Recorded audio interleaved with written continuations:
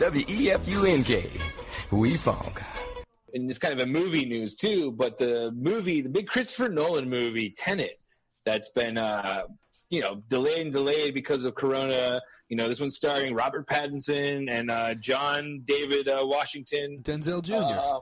Denzel Jr. Yeah. We haven't really talked about this on the show yet, though, I guess, which is a pretty big story. I mean, we're both huge Nolan fans. Yeah. Really kind of most... Would you say he's most famous for Batman at this point? Yeah, you would probably say that. But, I mean, every one of his movies is a hit. Like Inception, people fucking love, and...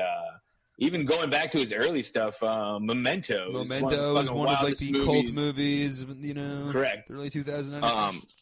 Yeah, so definitely me and him huge fans of pretty much every project and whatnot. And now this being the newest blockbuster smash, you'd think we'd be all fired up and talking about it. However, like you said, delayed here in Corona. What do you think about the actual movies yourself, actually? Have you seen the trailers and all? I have seen the trailer, but it looks like a very Inception kind of backwards world if you haven't seen.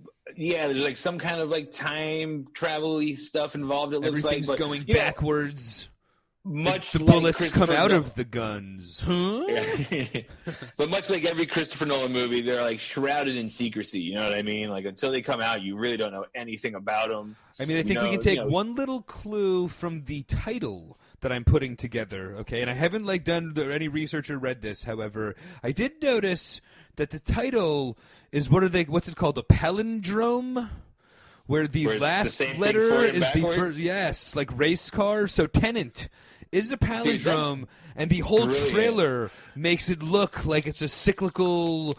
Like you're literally watching the trailer. Every scene that happens, you watch you watch it in reverse, and then right afterwards in real time. So there's something to do with the whole time continuancy, which obviously goes right in the hand of the trailer. And it's a little bit overdone after every other Christopher Nolan movie, as well as Doctor Strange now, and we're kind of beating on the door. And I guess we did talk a little bit about Inception is in theaters for the 10-year anniversary. I haven't rewatched, but very much looking forward to. Probably this weekend I will Actually, we'll talk about that in a second, because there is the big, one of the biggest features of this release outside of the movie itself.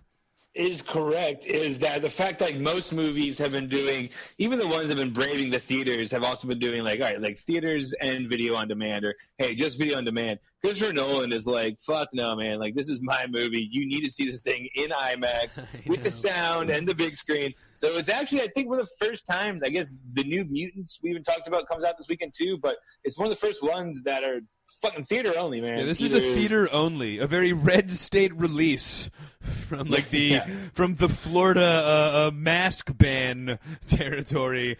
You're definitely risking coronavirus to go see this fucking movie. Whether you, I think that's Christopher Nolan's policy.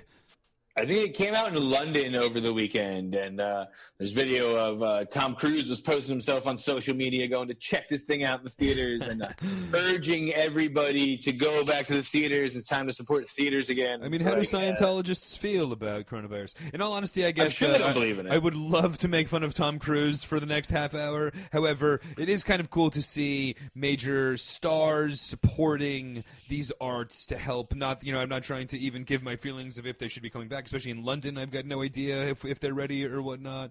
However, it is cool to see, Tom Cruise supporting, people going to the movies as somebody that hopes that all the movie theaters don't shut down. What I mean? What a ploy, though, to get into the next Christopher Nolan movie.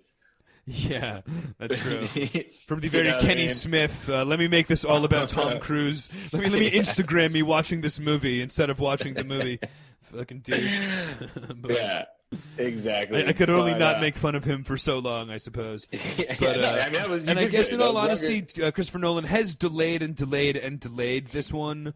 You know what I mean? So it does, though, like we said, have very much of a feel of I got a feeling there's bigger politics in play with the corporate overlords that run these movie theaters and these chains that run these studios that need to see people go to theaters. So they're just all right, fuck it, dude. We're gonna make you guys go to the theaters whether you're ready to or not, because I own AMC and I need to make $18 billion this year. So everybody's going to the theaters, and I'm not gonna let it be video on That's demand. a good point. Because I would say, too, like, I think that there's enough Christopher Nolan fans out there that enough people would go to the theaters.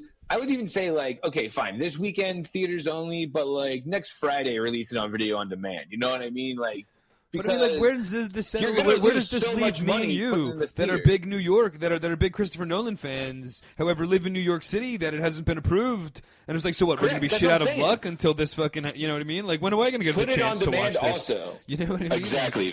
I mean, it makes sense for the studio to do it too. You know how much money they're gonna lose on a fucking theater only release? Yeah, it's fucking. For people like myself, I probably wouldn't go to the theater just yet. For me personally, if it was approved in New York, you know what I mean? Like, if they said you were allowed to, for me personally, I still probably wouldn't go right away. However, it's not even like that, you know what I mean? They're just losing the people like me that would maybe sit it out. We don't even have the chance. So it's just like they're releasing this thing to, I think it was only 100 of the 600 AMC theaters across the country, like we talked about last month at least, or last week or whatever. But you know what I mean? So it's like already the pool size is so limited. It's like, you know, they're kind of just, it seems like almost taking a loss or eating this or just using it as like, you know, it's like when, you know, one of these stores have, like when Nike has their big flagship store on Fifth Avenue and it like loses money every month, but it's like a big billboard of Nike in the middle of Fifth Avenue in Times Square. It's like the same thing where it's just like, this is almost like an advertisement for movies as opposed to actually making money on the movie, you know, it's like... But seems like an interesting one, you know. For me, a little bit of a bummer. I wish that they would have fucking done this with the New Mutants and Mulan or some shit, and not a movie that I want to see. I'll tell you that if Tenet went on video demand for like $20, you know what I mean? Like this Friday, I would totally buy it and watch it, dude. Yeah, fucking not a doubt in my mind, I would. For sure.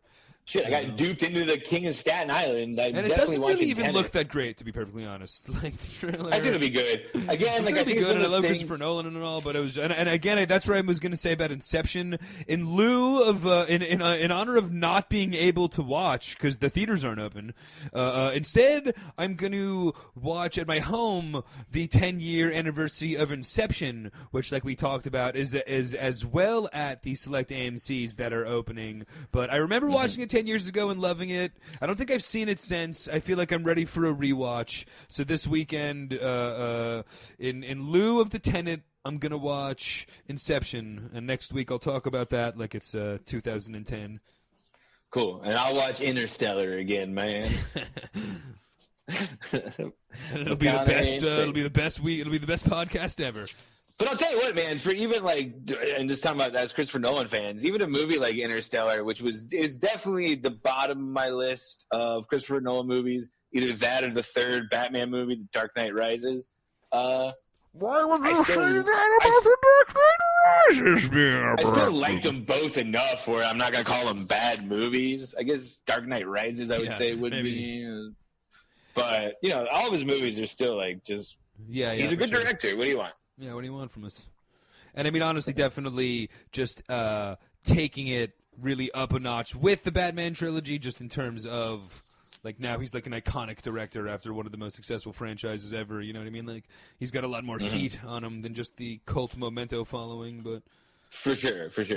Big F! WEFUNK. We funk.